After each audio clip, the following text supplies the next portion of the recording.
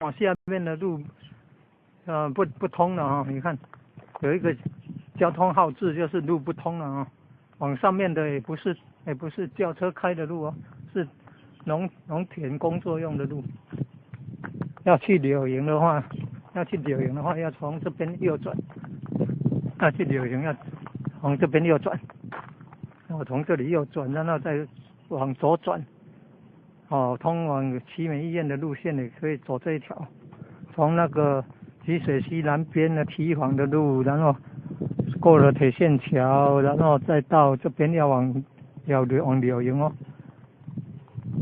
是往靠右边转啊，靠右边，再往前开就没有路了哈，所以要往右转，这条小路进去左转，哦，就看到这一座电塔，哦，电塔旁边的这一条小路。进去，然后再左转通往柳营的哈，再到那个奇美医院的路线。